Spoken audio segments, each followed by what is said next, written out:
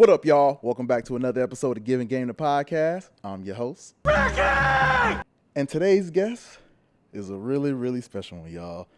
Can't believe I got this man on here, but this is gonna be a great one, y'all. My next guest has been in the agent business for over 3 decades. His agency has offices in LA, New York, and now Atlanta.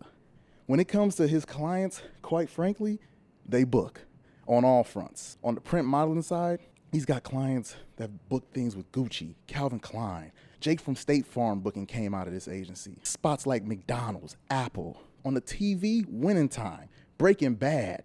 He's even doing stage plays in New York, clients on Hamilton and Wicked. Films like Mulan and Central Intelligence. And that's just me being brief. This man is solely responsible for the amazing career that I've had thus far. You know the agency.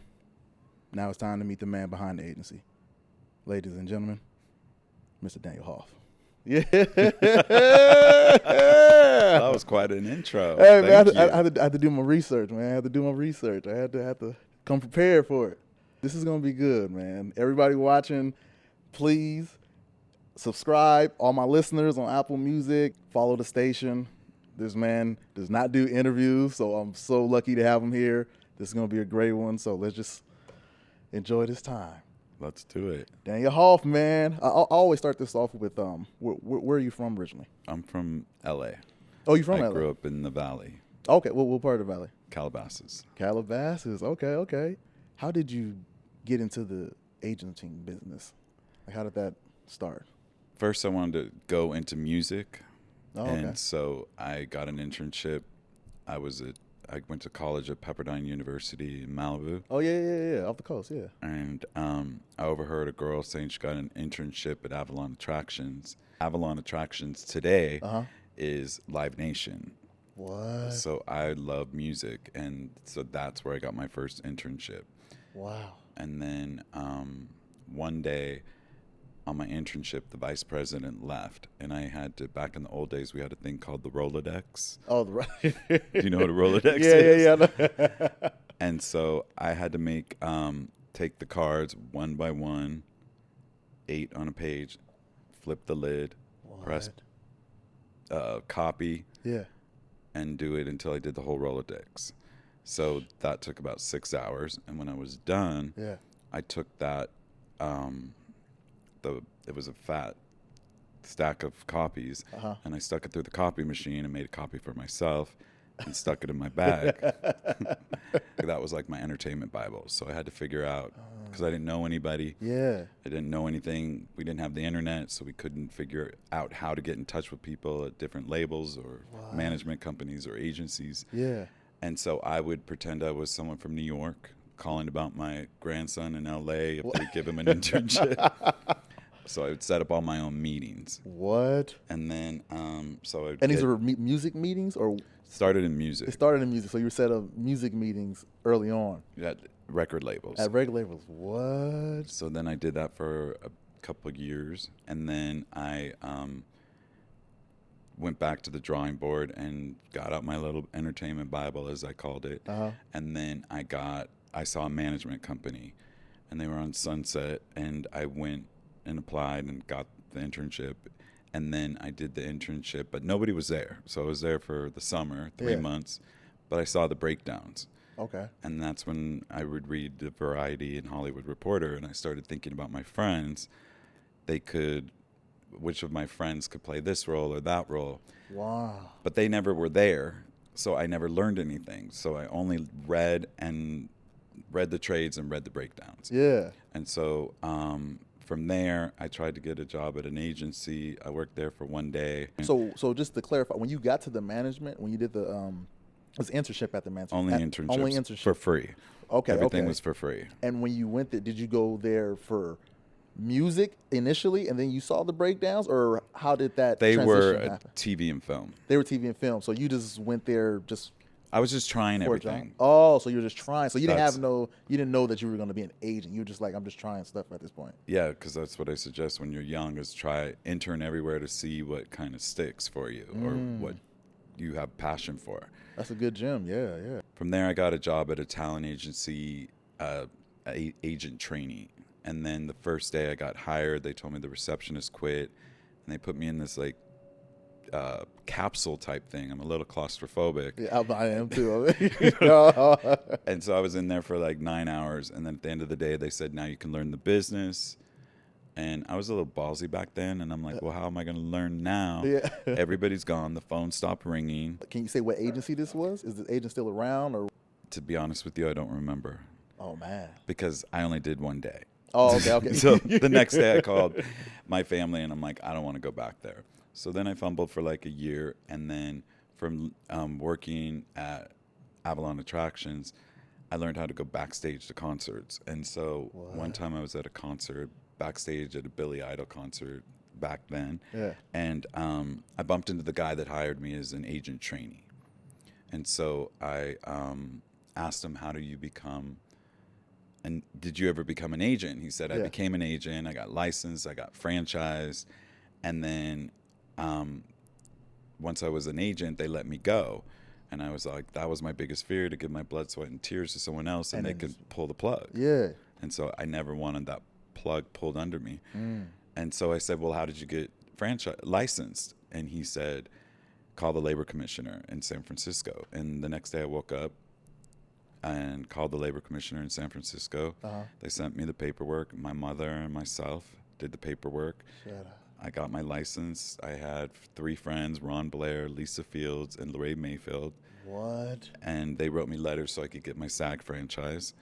And then I opened my doors, but I didn't know what the fuck I was doing. Yeah, so because you didn't have any training. You didn't have no experience in the agency business. You didn't have anything. I had zero. Nothing. But you knew you did not want to work for somebody that can pretty much fire you or pull the plug from your income. Yeah. So that's how you started the agency. Yeah. So like I opened my doors and I'm like, now what? And but when I did it, I don't know, I had no plan B. It was just like, make this happen. And so I somehow was connected in LA, and so I always got invited to the right parties, and I knew all the right clubs to go to, and me and my crew was a large group of us, and we would go to all the clubs, and by night all my friends would travel in a pack of 15 to 20 of us, and then they'd start bringing people up. What do you think of him? What do you think of her look? What do you think of them?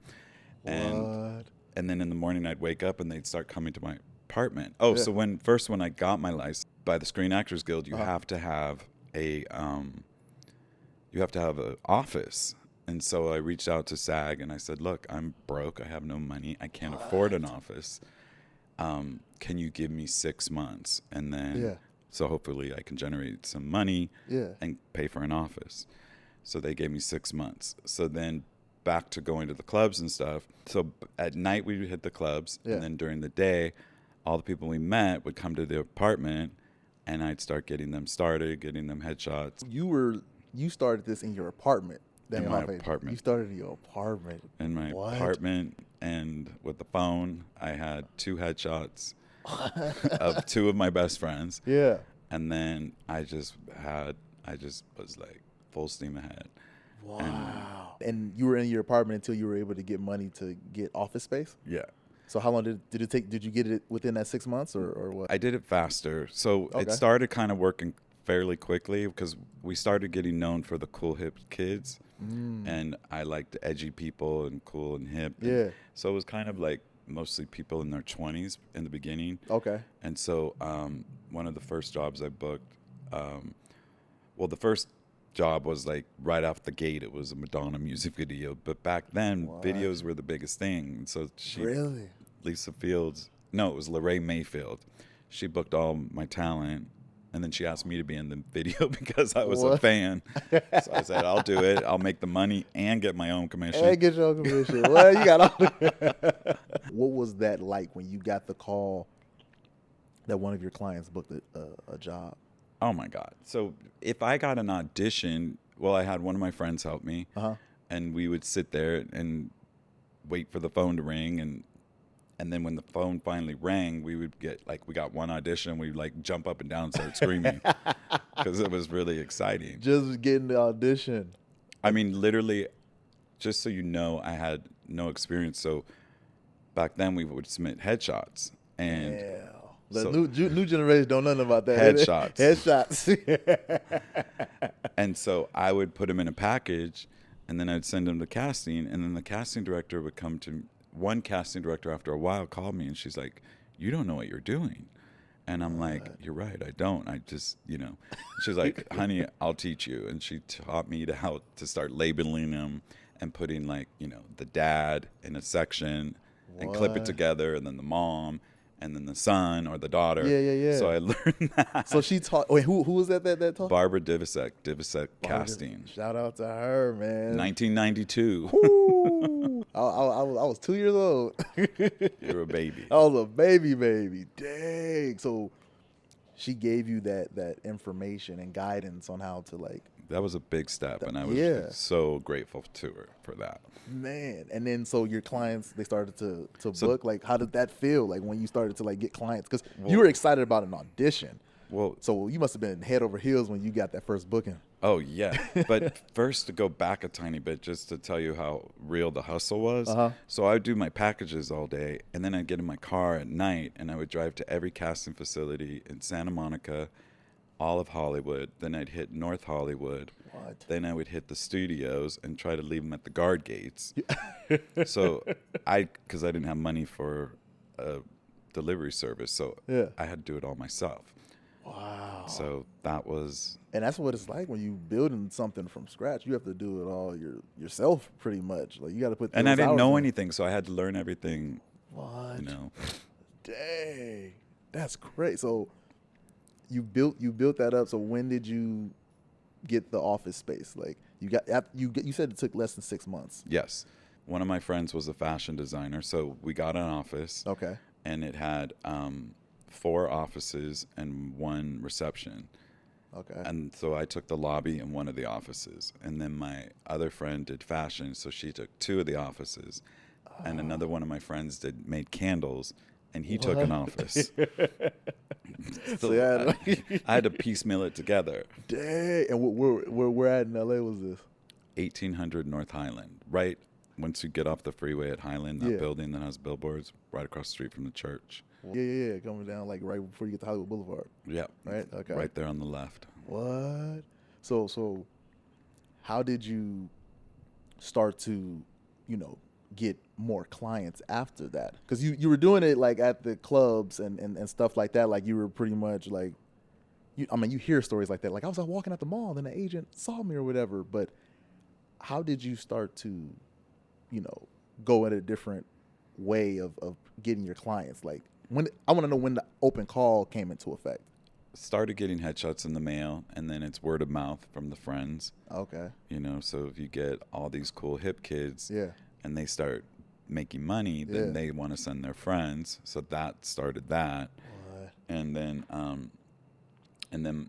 my second biggest job I booked was the CK1 Calvin Klein campaign. It was a CK1, and it was a big global campaign that lasted 5 years. So it was a big one. And how long were you into your agency at that time? For that? About 4 months, 4 to 6 months. 4 to 6 months. Damn. When did you fall in love, and you knew that you can really do this agenting thing? When did that happen? Because I know you were taking the internships and stuff to see what sticks. When did you decide oh yeah, I can do this? I think the day I got my license, it was really. There was no plan B. I really? was not going to stop. And then I had some hard knocks. Yeah. One time there was a restaurant called Muse in Hollywood, and it was a hot spot on Thursday nights. And I went there one night, and a producer told me that a casting director made fun of some of my submissions. It was a Michael Jackson video. It was Black or White. You know that song, of course. Yeah, you know that song. It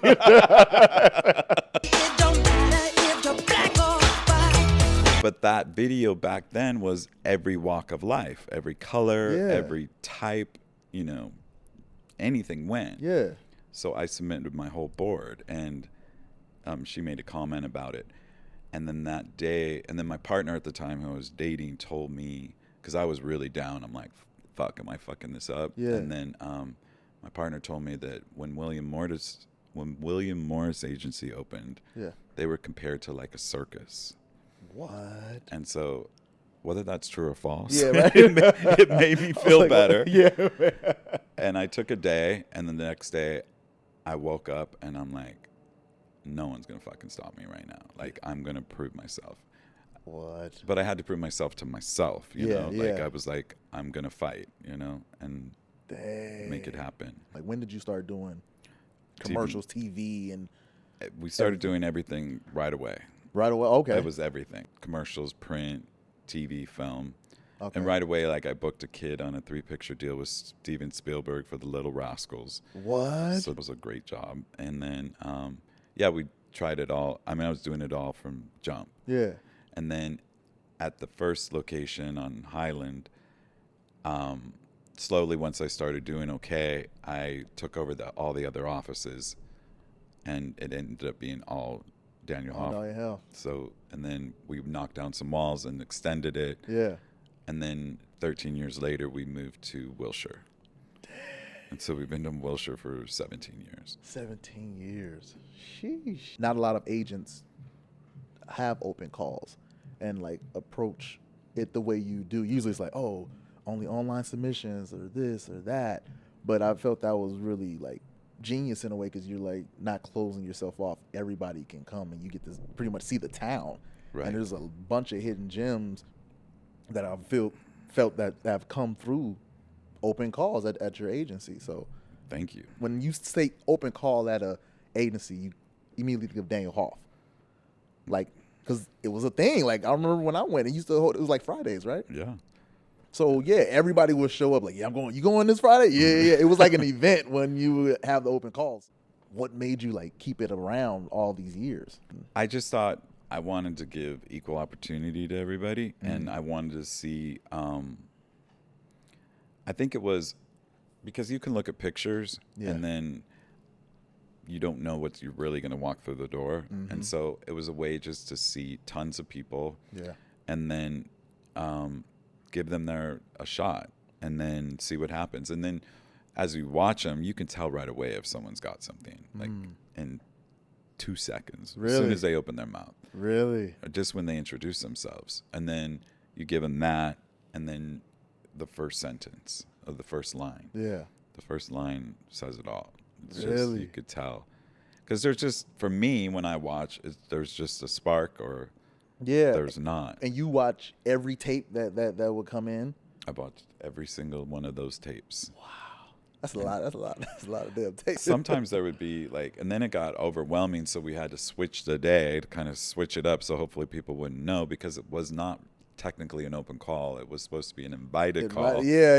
I remember that. I remember the switch. I was like, yeah, this is invitation only. Like, I remember early on, like, it would be an actual event. Like, everybody would show up, and yeah, that whole lobby would be packed. Packed down the hall. Down the The whole neighbors hall. would get frustrated. Yeah, I bet the neighbors would be pissed. Like, yo, like, all these actors in every little crevice. They would be in the bathrooms, like running the lines. Like, everybody trying to find their own little. They're trying to find whatever little space they have to like run the lines in secret. It was an amazing time. So, Is that how we found each other? yeah, Okay. from that man, I've been doing this 12 years. It was When there. you were a little boy. Yeah, I was a young gun. Yeah. When you were in junior high. Yeah. And I tried. I came 3 times.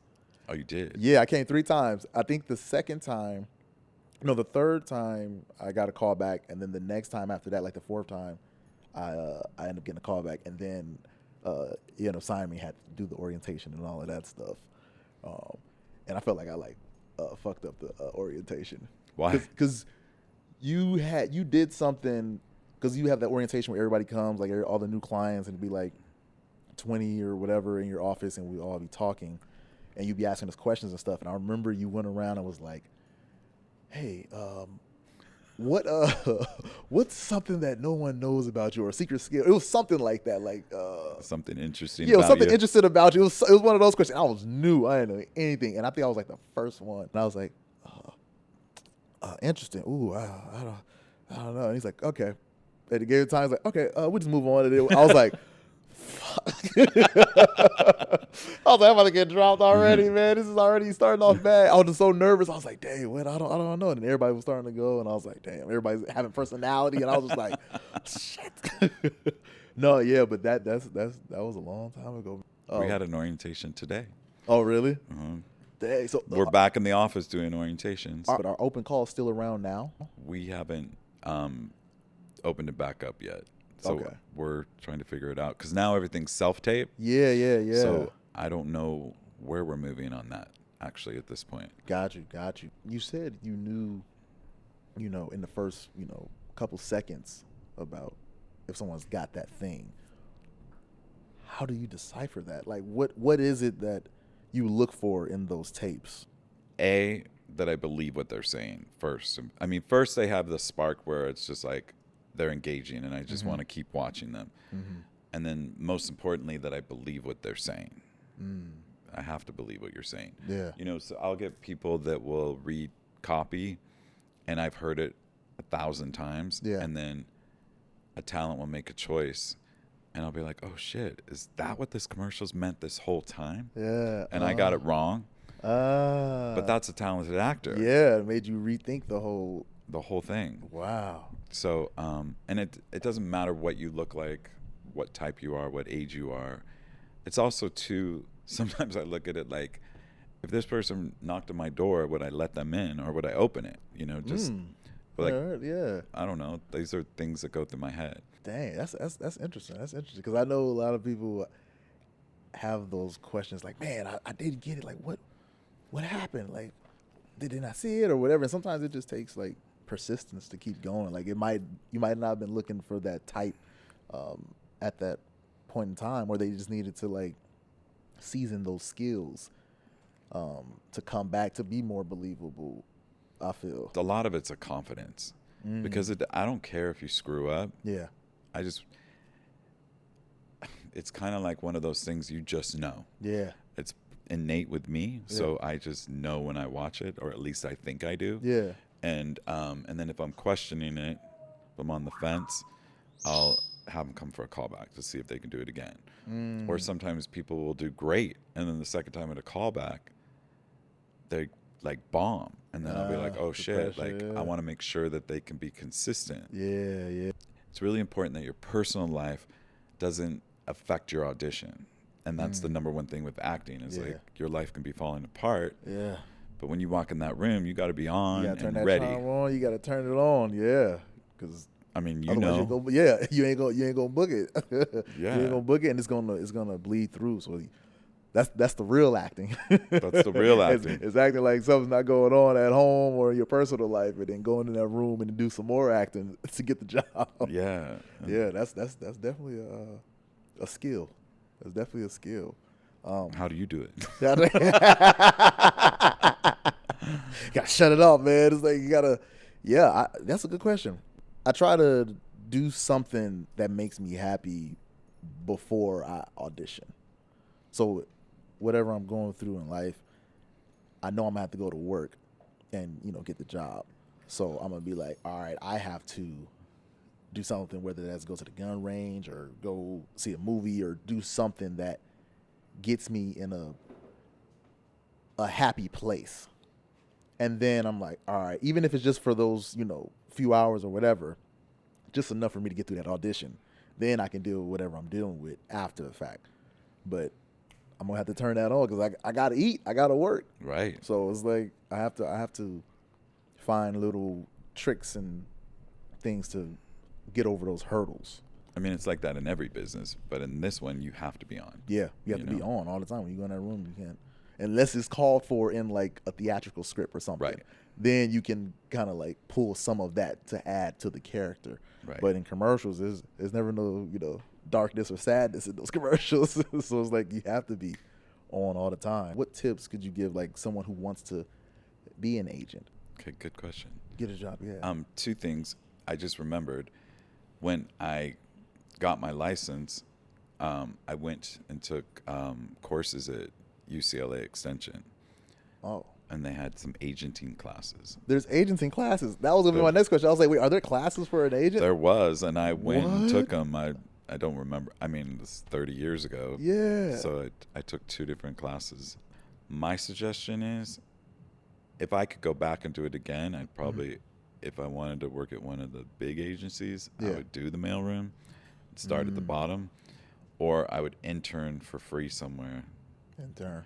Interning's the way. In my agency, we, like, half the staff is started as interns. So, Oh, really? yeah. So, like, Laura started as an intern. What? Garrett started as an intern. I actually remember Garrett. Yeah, at the front desk. That's crazy. I remember that when I was there. Even David Arigati started it as an intern 18 years ago. Damn. But the thing is when you intern, you know, they're going to give you tasks. And then if you do well, then they'll give you more. Yeah. And then they'll hire you. Yeah, because you got your skin in the game. You know the system, you know how everything works, and then if you're a good worker, then why not? I mean, you can tell in 30 days if someone's got it. Yeah, got something. Yeah. At least one has the capacity to want to learn. Yeah. You know, I mean, everything's a hustle. I'm a total hustler, and so I think that, like, hustle can read other people's hustle. Like, yeah. Oh yeah. Game recognized game, man. Yes. You know another hustler when you see one. 100%. Dang. Okay. So interning, that's good for, like, agents. I think interning's really good because you also learn, maybe I don't want to do this. I mean, I think for young people that are watching this that don't know what they want to do, intern at all these different places and learn what's it like to work at a record label? What's it like to work at a talent agency? What's it like to work in production, you know? Yeah. You see what it's like firsthand. Yeah. And then you're at the, I don't want to say like the bottom, but you're working your way. You are. You're at the bottom. You at the bottom. You have to work your way up. So when you're working for free, you're at the bottom. You're not even making lunch money. Yeah. So it's like you really get all of the grit and the grind. And if you still stick through it through that, then you really love it and you really want to do it. Yeah. So that's a test in itself. Yeah. A lot of my people that I look up to started as interns. Really? Yeah. Because you have a great cast of people around you, like at the agency. All of the agents are amazing. The personalities are great, and it's a very family-like environment at the agency. That's what we go. That's what I strive for is and family. That's what I'm curious. Like, how do you pick who works there and who's an agent and who's intern? So, like, let's say we're getting really busy and we need another agent. So we'll put if we don't get a referral, we'll put an ad out in Entertainment Careers, and then I'll let the other agents in that department go through them and see who they like. Let them interview them. Let them vet them. So agents interviewing agents. Yeah. So then they already like them. Got you. So they want to work with them. If they like them, they want to work with them. So then they bring me 2 at the end, and then I pick one of the 2. So that either way they should be happy. Yeah, because they chose them. I like that. And what is Entertainment Careers? It's a website or some kind of website for people looking for jobs in the entertainment business. Oh, I've never heard of that. That's why I was like, wait, what is that? Because you're an actor. I'm an actor. I don't know that land. I want to transition into the nitty gritty acting questions that everybody wants to know. Okay, all of the actors. I got a little list. Oh shit! I got some questions that people would like to know. Okay. So let's see. How can actors get on your radar? Email submissions because you're not doing open calls now. We're not doing them right now. Right now, okay. Email submissions, that's on the website. I'll link all of that in the description and everything like that. How much of an influence does your relationship with casting directors play on your clients getting work? A lot. Yeah. You mean like actually booking the job? No, I think or like getting auditions. Getting auditions, yeah. Because I mean, you have no say in who gets the job or not. Because clients are so many different other things. My relationship with casting directors is vital. So they, after 30 years, they trust me trust us. And that's, part of the process of doing the open calls and stuff and doing the callbacks. And then all our actors can actually act. They're not just like a cool face. Yeah. They can act. And that's why they're working. Yeah. That's number one for me. You've been to my orientation. Some people could think I have a negative name because I'm very strict about missing auditions. Yeah. If you miss an audition, you're dropped. Or quite frankly, you out of there. But that destroys my relationship with casting. Exactly. So that's important because people was like, man, I missed an audition, motherfucker dropped me. But it's bigger than that because you've been building these relationships over the years. Right. So they think that it's just one audition, but it's like 30 years of work and trust and your word that these casting directors are banking on. I mean, because literally there's talent agencies that are, the top 5 or in the commercial world, top 5 commercial world. But casting directors that I'm friends with will call me and be like, I'm not seeing like the second largest commercial agency talent anymore because every time I give them times, half the people don't show. Damn. So that makes them look bad to their director. Yeah. And if they keep giving shitty tapes to the director with no talent on it, the director is going to go to a different casting director because I think this casting director can't pull in the right talent. Ooh. I try to tell, like I do at the orientations, is it's really important to know the hierarchy. It starts with the product. The product hires the ad agency. The ad agency hires the director. The director hires the casting director. The casting director calls in, hopefully, Daniel Hoff talent. And then you guys have to fucking show. Show up, yeah. Fucking show. Fucking show, y'all. And be prepared. Be prepared, man. That's another one. You have to be prepared. And be on time. On time, prepared. Damn, it goes a long way. Yeah, that's a good one. And then I do have influence where my friends that are casting directors, just because they like us, because it's a team. It's not just me. It's the agents and the talent. If they're in a room and it's, I've had many casting directors tell me this, that if it's between, a Daniel Hoff talent and another agency talent, and they're on the fence, casting director will throw in a couple little sidebars of pleasantries and they'll book our people. And that's why we're number one. That's what we're striving for every day. Yeah, but that's and you gotta, and it's every day. It's not like there's never a day of relaxation. It's a fight every day. Yeah. And just for you as an actor, the goal is to win that Oscar and thank Daniel Hoff. Come on, Dale. But even after you win the Oscar, you still have to hustle. Oh yeah, it ain't over. It's never over. It's never over. It's really never over, and the training's never over. Nope. Like this stuff is real. Like it's a lifelong commitment. Yeah, you gotta really love it and put your all in it. Like it's not just like, oh, I got an audition and I book and I'm on and everything's easy. It's like, no, there's a real grind to this. And it's a whole different mentality to pursuing this. It's not, if it's meant to be, it will be. No, you got to do the fucking work. You got to do the work, man. Work. You said this to me one time in thing, and I never even knew this existed. What's a pitch list? A pitch list. A pitch list is usually your biggest bookers. So, like, for example, if they want a guy that's got a great personality, black, 25 to 35, Rickey Brown. Come on, man. You think this is a game? Rickey fucking Brown. Come on, man. You ain't playing no games out here.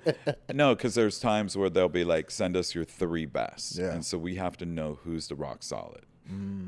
How does someone get on a pitch list? I mean, pitch list is also, there's so many variables to it. There's different types, because there's some people we have that are just have an incredible look, which could be, avant-garde, super edgy, eclectic, and they just going strictly off of look. So those are certain types. And then they want, if it's comedy, who are best improv actors that can really nail comedy. And then, if they want certain model types, so there's many different lists. Say I'm new. I just signed with Daniel Hoff. I just did the orientation today. I'm chipper. I'm excited. But there's no track record, you know. I haven't been booking. I just got here. So how do I work my way up to getting on that pitch list? Well, so with the pitch list, I think, well, everybody is 100% equal on the submissions. Okay. And so if you're a certain type that's right for it, you're going to get called in. Got you. Because we have that relationship. Yeah. So it's not like, you know, if people think I have too many girls this type, or like if I have a lot of black guys. Yeah. Like they're not going to just call in one. Yeah. They're going to call in 8 to 10. Got you. You know, Yeah. because you all are different. Yeah. But to get on the pitch list, you prove yourself. It's about your callbacks, and then of course your bookings. So that callback to book into a But I bail mean, we'll ratio. do if someone like we've gotten some incredible new interesting people because it just keeps changing, and you know these younger kids that are coming in have these vibes now that are so cool. Yeah, it's a new generation now. So it's a whole different. If they say, yeah, it's a whole new, it just keeps evolving. Yeah, exactly. And so if they say, send us some of your cool, hip, you know, 20 to 25-year-olds. Yeah. If you're right, you're getting on it. Like we're going to, you know, it's not just like the same 5 people all the time. Yeah. It's not like that. I don't want you to think that it's like that like there's only one person, you know, No. list of 5 or something. Yeah. I get what you're saying. Okay. Does that make sense? Yeah. Why does a client get dropped? 95% of the time it's being irresponsible and not booking out and getting an audition and not showing. That's pretty much it. What about like if they're not booking or if their callback ratio Okay, that's a good one. is, Okay. if their callback ratio is not that great? Like, do you have like a thing like, hey, if I send you on 20 auditions and you only get 1 callback, we're going to have to part ways? You know, like, is there something like that? Okay, so we have 2 ways of going. Sometimes if like, because there's talent, I'll be honest with you, you know, that I'm excited about, and for some reason we can't get out. So, and then I don't want to hold them back. I want them to go. Maybe someone else can do better for them. Got you. So that's number 1. Number 2 is, you know, if they miss auditions and they're flaky that way. Yeah. Or they confirm and then casting calls and says they never showed. Got you. So that's suspicious. Yeah. So I'm worried about that. That's suspicious. That's weird. The third is if, you know, they're getting lots of auditions, but they're not getting callbacks, there's a problem. Because even if you're, like, if I sent you in for something that you're probably not right for, you're so talented and you know the game that you'll probably get a callback. Yeah. You know what I mean? Because you're talented. Yeah. Because you guys have to remember, like, another thing that drives me crazy is actors are like, you know, I'm too young for that. And I'm like, no, you're not. Because they can say, you know, they're looking for a 38-year-old. Yeah. No one on the other side of that camera is going to know that, oh, my God, that girl should have been 38. Yeah. And they went with a 31-year-old? You know, it's like. Yeah. That's a good one because, that does get in actors' way. They're like, oh, man, this is a mom or a certain age. And they're like, I'm not that. But it's like, you don't know what they see in you. There's something, there may be a new hip mom or something that they're trying to convey that you're not in on. But they picked you for a reason to come in. Right. And one of my favorite stories is I had this one lady, and she was just horrified that we were sending her out for moms. And she was in her 30s. And then she came in, and I'm like, and she's wearing like a mini skirt and a leather jacket with fringe all over it, lime green. I'm like, you can't wear that as a mom audition. And then I'm like, but your age range, you could have children. You know, we can have children. There's women having children at 17. Yeah. Even younger. Yeah. So I don't understand. Like, you could be technically a mom. Yeah. And then after going back and forth with her, she's like, well, I have a 7-year-old. I'm also, what's the problem?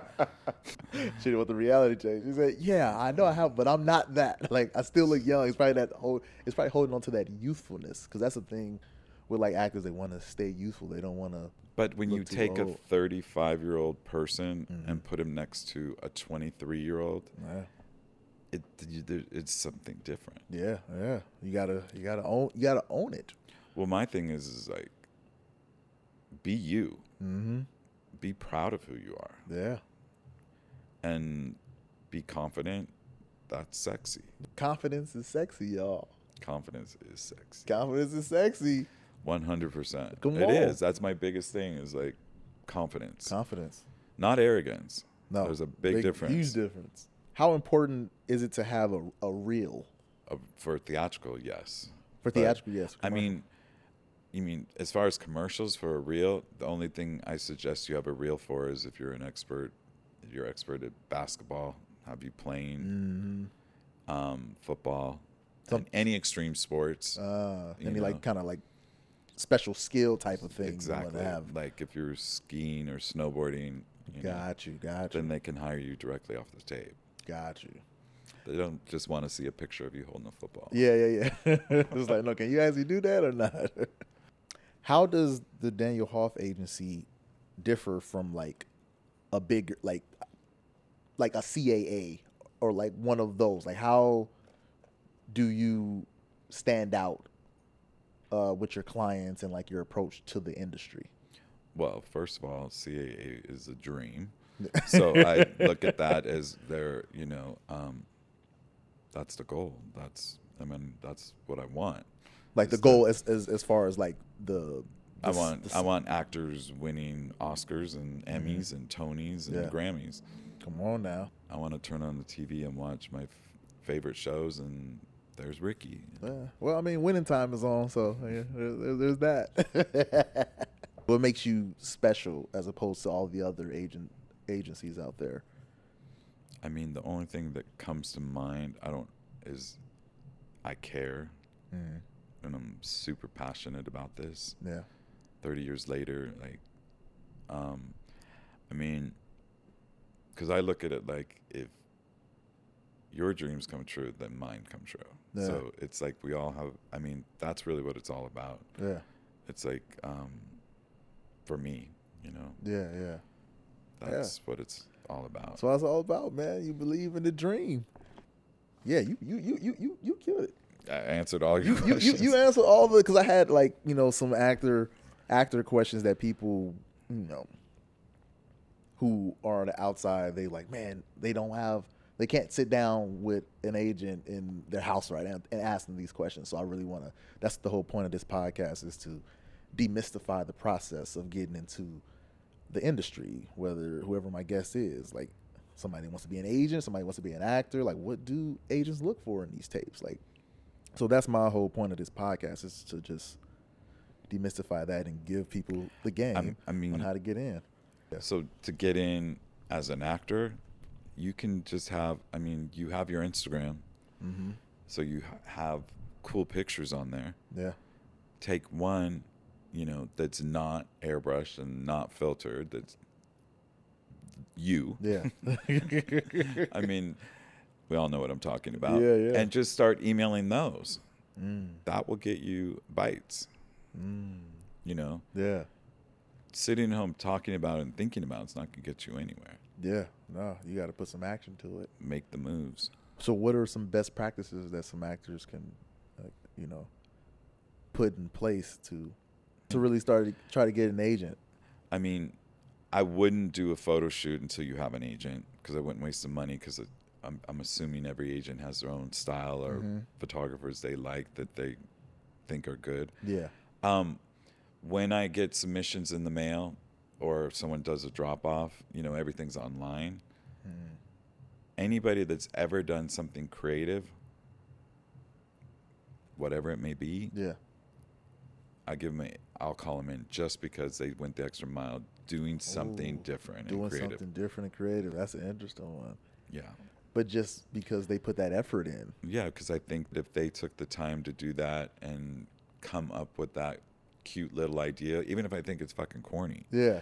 I'm like, at least they did that. They did that, yeah. I like that. And that's in a submission. Yeah, or like a drop off or an email. Like, if you're gonna have, like, in the subject line, I don't want to read a whole bunch of stuff about you because I want to see your picture. Yeah. And I want like one sentence to get my attention. Because if I'm interested, I'll do the research. I don't need you to give me a Harry Potter novel about yourself. I do the Harry Potter novel. That's hilarious. So you look for that. You want to, like you said, like in the room, that first few seconds, you know. So same thing applies in the email submission. You want it in that first sentence. And it shouldn't be an attachment. I shouldn't even have to. I mean, for everybody, it should be in the body of the email, just a picture that grabs our attention. So you don't have to click on it and then it has to open up. It's already there. Like just boom. Boom. And then you can have attachments. And then if I like what I see there, I'm going to go to that. And I don't need a Harry Potter novel again. Harry Potter novel, all I man. need is your resume. Yeah. Because that's all that matters. And I don't care if you have no credits. Oh wow. I don't care if you're fresh off the boat. Yeah. So it's just having that, determination and willing to do the work that matters to you. It's not about, oh, they ain't got no credits, or it's like, but no, I see the spark, I see that charm or whatever that they bring, that they can be something if they put the work in. Yeah, for me, like, I need, if you want to say 2 words, 3 words, let's make money. I'll be like, okay, what? Well, okay, this guy's serious. I like it. But you also said something after we cut the cameras. You said you don't want to have to go to different links or have to open something and all of that. Yeah, because a lot of talent will send links to things that don't open, and if I start going on a wild goose chase after 3 tries, I'm out, and then I'll delete. So okay. I'm a very bottom line person. I want it simple. I want to see your face, and then I want to see your resume. And then if you don't have anything, I want to see something you do that's interesting or a cool photo of you. And you open all of these emails. Yes. What? Because some people, actors, they're like, they probably didn't even get my email, or it probably went to spam, but it doesn't go to the spam folder. There's not, like, if they email the email that's on the website, you're going to see it. Yes. Okay. All right. So all y'all actors out there, what's the email? LA submissions at Daniel Hoff Agency. LA submissions at Daniel Hoff Agency. That's where y'all can do it. You better get creative. You said you had a creative one. What was what's one creative submission that stuck out where you was like, I'm gonna just bring this person in? Oh, that's a good question. Some of them are really weird, but I still like it. Yeah, but just so people, because some people are like, man, how do I get, like, what? One just to give person them an did example. something so basic, but they said, here's a penny, make a wish. What? In a submission? It was one that came in the mail. And I'm like, what? And I took that penny for some reason. I threw it over my head in my office and I made a wish and I called them in. I threw the penny in. I called him in. Or someone will send a chocolate chip cookie and I'm like, oh my God, I was starving. I'll eat that cookie and call them in. But some stuff is really crazy, but I'm like, they took the time to do that. Yeah. So I mean, that's a good one for all y'all actors, and I mean, there's so many things that have caught my attention. It's just a reflex, so I just respond, and then, the last thing I want to do is read a lot of stuff about you. I want you to show me. I'm more visual. Yeah. Visual, not reading it. Yeah. So, and visual in the way of like actions more than words. Because anybody can say, I can do all this stuff. Yeah. Show me. Show me, baby. Show me. How do they get into like the theatrical division? Because that's like that's where everybody wants to go. That's where everybody wants to go. Everybody, because people, when they come into commercials, but they always want to like, how do I get into the theatrical division? I want to win an Oscar. I want to win an Emmy. I want to go on for these TV shows.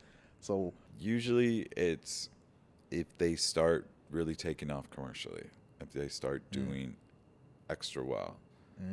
Because then I kind of look at it like, if you can do it nationally, your face, they're going to want to see you on TV too, on a show. So then start developing you to start training. And then I also suggest, if you have no credits, start with a manager. And then try to build your resume. before you really before you submit to theatrical. or just anybody that's trying to get a theatrical agent. Yeah. I would say start with the manager at first, because there's a lot of managers that will develop. Got you. Because for us, it's kind of hard to get you in the doors, because we don't do co-stars or things like that anymore. So we're not really doing the building anymore. Oh, really? I didn't even know that. What? What made you like step away from the co-stars? I think we're at a place now where, it's guest star and above. Guest stars, Yeah. recurs, series regs. Come on, man. That's how you get to them Oscars and them Emmys. That's how we get this award winning. So there is a way through the commercial world. Because some people be like, oh, man, I'm just looking. It's like, no. But if you're booking a lot of commercials, you will send them to the theatrical. Developed a lot of people from, it's not like tons of them, but select fews that are standouts. And we're like, okay, they're going to make it. Yeah. I love it. What's next for Daniel Hoff Agency? Because you just opened up Atlanta. Yes. Very excited about Atlanta. Come on. So, Atlanta's been, we opened up in New York like 12 years ago, and then it's doing very well right now. So it's super exciting. We got a lot of things going on. Yeah. And then in the last 5 years, I'm like, Atlanta's next. Atlanta's next. That was my goal. What? And then one day, Marta Perillo and Renee Banks came up to me and said, we want to move to Atlanta and open up the branch there and open up the Daniel Hoff in Atlanta. And I'm like, ooh, hell yeah. So I was extremely excited about that, because as everybody knows, so much is shooting in Atlanta. So many TV shows, so many films. Yes. It's huge. And if we could give, I have a soft spot for the South, and I would love to start working. I want to work nationally. Yeah. And then my next goal after that is London. London? I was about to say London. I was like, come on, D Hoff London. Come on. London Bridge is falling down. Get me out there. Yeah. But back to Atlanta. I'm super excited about that. And then, local hires, and, they're going to be seeing people for everything. Oh, yeah, they're going to see Because if they can book someone from Atlanta, they don't have to move them out there. They don't have to do relocation fees. They don't have to pay for first class. There's a lot of savings there. And then if that happens, we can try to get your quote up. Come on, man. Dang, that's crazy. So everything, obviously it's been 12 years, so everything in New York has been booming too. Yeah, we have a lot of the Tina from Tina Turner story that just broke last week. Yeah. We got Tina. And then they opened the Notebook, first time on Broadway. Oh, what? And the lead girl, we have the lead girl. Come on. So we got Tina? Like the lead is Tina? Yeah. We got Tina Turner. We got Tina Turner. We got Tina Turner, y'all. And we have the lead girl that played Rachel McAdams' role. What? We have the lead girl for that. But the twist is she's black. What? Yeah. Oh, shit. I didn't know that. So that's a big, big one. Yeah. Ooh. Oh, that's some big things going out here. D Hoff, man. D Hoff is hey, man, you're not far away. You're not far away from the And we got the Genie on Broadway. Oh, the Genie for Aladdin, because Aladdin, they're doing Aladdin too. Yeah. Cool. So we got a lot of people on a lot of shows. Hey, we working out here, man. And so New York is booming. Atlanta just cracked open, so that's going to be amazing. I already know that's going to do really well. And then next step is London. Overseas, baby. Overseas, international. If somebody was like, oh, what does an agent do? Like, what do you do exactly for, like, your clients? Okay. Our job as an agent is to get actors auditions. That's it. Our job is to get you auditions and get you indoors. What about like contracts and stuff like that? Do you guys negotiate contracts, or how does that work? Yeah. I thought you meant what do we do for you? Oh no. Well, I mean that is for us in a way. It's like yeah, of course. Yeah. Negotiate contracts. Got you. So you and then we negotiate all the contracts. when you start getting big, then we pull in an attorney. So you'll have a legal behind you. And then when you get a series reg, we negotiate the 5-year deal if they want to do a 5-year or 7-year. Do all that. Like, how do you know when is like enough? Like when you're negotiating, when it's like, give them 15 million, and they're like, oh, well, you know, because it's if your first gig, and you know when you get a gauge to when you get the offer, and there's a number. So if your number's low, we know we're not gonna get up here. Got you. But that it's also like if it's your second series, then we know we can fight for more. I mean, we have to have things to negotiate. Got you. You know what I mean? It Yeah. can't be just like he wants 10 million and they're like, okay, bye. Okay. That's what I was curious. I was like, how do you know when to like push and then when to like, all right, this is it. Like, does that happen on both sides too? Is it just TV and film where that happens, or does that work on the commercial end as well? Commercial, it works more when they renegotiate. Because now with the way the economy's gone, like SAG nationals are kind of, a formula. Yeah. And then when they want to renegotiate it, that's when we can go for the big money. And then that's usually where it is because if you get a good national, it's going to pay well. Yeah. Oh, yeah. You negotiate all the deals of 5 years and all of that on the TV side, but before you test, the deal has to be done and signed before you test. And in commercials is just like before you shoot, or yes, with theatrical, from years of in the past, if they screwed up and didn't get your test deal signed, get your deal signed for your contract, then and then you tested and you're the favorite, and they know you're the favorite, then the agent can really try to pull out as much money. So that's why they do the deal prior. Got you. So they can avoid that. When they submit to Daniel Hoff, do they have to do a self-tape for their like read? So what's going to happen is we'll look at their pictures and then we'll send them an email with self-tape instructions and some copy. Got you. And then you have 24 hours to send it back. Okay. And does it matter where they film it at? Does it matter? Like, what are some good things that they need to know when submitting, when they submit and they get that audition? Like, what should they do? Number one, it should be great quality. Great quality, okay. We don't want you blown out. We don't want you looking with a filter where we don't know if you have a nose or not. And we want great lighting and be creative. I mean, some of the self-tapes I've seen are like, and some people go above and beyond. Yeah. And it's hard to describe what they did, but they'll do edits to it and just make it, we've seen some amazing stuff. Yeah. And it's like those little things can land you they can land you the agent for sure, but they can also land you the job that you're self-taping for.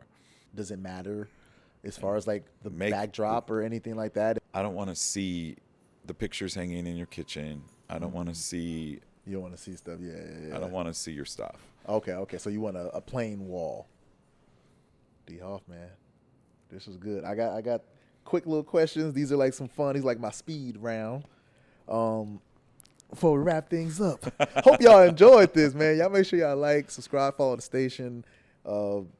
This has been a special one, man. He doesn't do interviews, so this is a joy to have him here. So y'all show y'all appreciation. Follow the channel. Follow Daniel Hoff on Instagram. But let's get into this little speed round. The first thing I do when I get to the office is blank. Put on my glasses.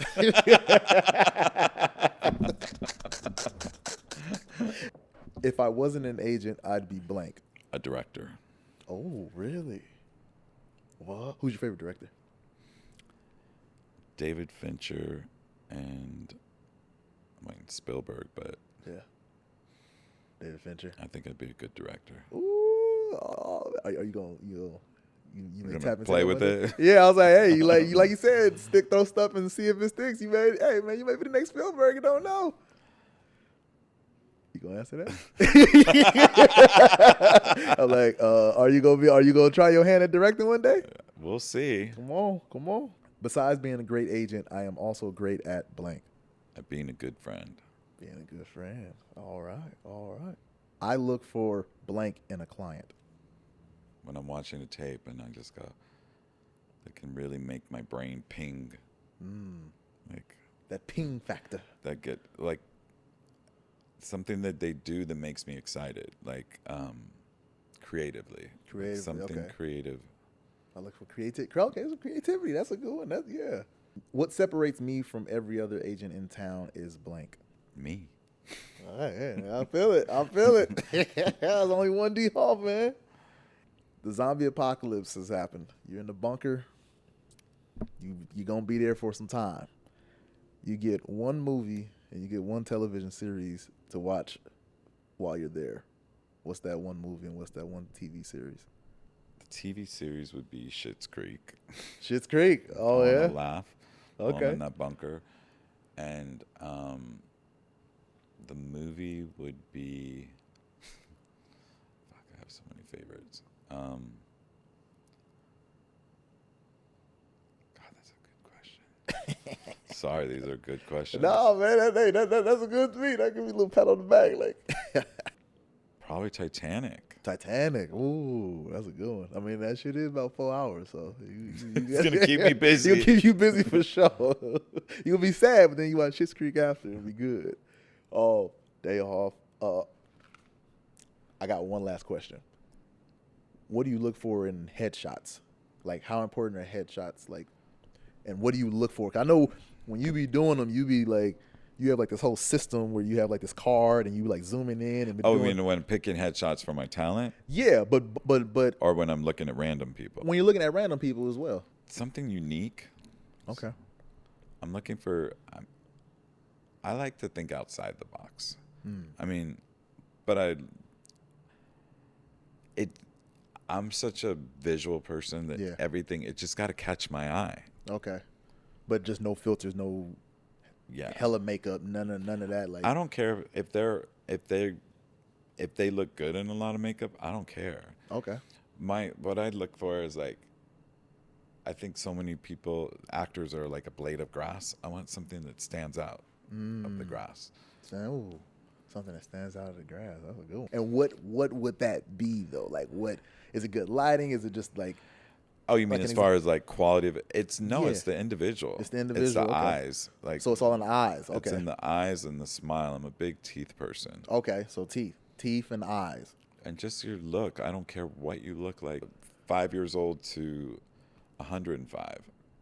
Something that's just that just grabs me. Just grabs you. Okay. I can't. I don't know if I can really put it into words. I just know it when I see it. Yeah. You know, it's like art. Like, why do you like certain art? Okay. Yeah. It's true. That's true. Okay. Hey, that's your answer, man. It's all good. I was just curious. I was like, for people that's looking like, what kind of headshots should I submit or whatever? I guess that would be my answer. It's like, Yeah. I look at people as art. Like, do I like your art? Like, all right, that's a good one. Y'all better be some artists. Y'all better be Basquiat up in that thing. Yeah. I appreciate you coming on, D. Thanks for having me. This was fun. This was fun, man. Hey, you dropped some gems, man. Y'all make sure y'all like, comment, subscribe, follow the station. We got Daniel Hoff in the building, y'all. Before we go, that's your camera right there. What's next for Daniel Hoff Agency? Where can people follow you? Please follow us on Instagram. That's the main one we're pushing. That has our latest bookings and exciting things that are going on with the agency. At Daniel Hoff Agency. Okay. At Daniel Hoff Agency. Daniel Hoff Agency. And the works right now, we're doing I just hired a PR team and branding company. And so we're having a whole new rollout of new websites and rebrand, 30-year brand. What? New branding? Like, there's going to be a new logo that's going to pop up? What? No, we're keeping the logo. Keep it logo. We're keeping the Okay. logo. Anything that you can say as of right now that's new on the horizon that people can look out for? We're moving on up. Moving on up, like the goddamn Jeffersons, baby. Thank y'all for tuning in to another episode of Giving Game the Podcast. We had a great one, man. D Hoff came through, dropped some gems off. I hope y'all picked them bad boys up and y'all put them to use. You know how to submit to him. You know what he's looking for. Do y'all thing, man. It's on you. Be creative. Be talented. Put the work in. Till next time, I'll see y'all next week with a new guest with some new game. We out. Good job. Thank you. You do this every week?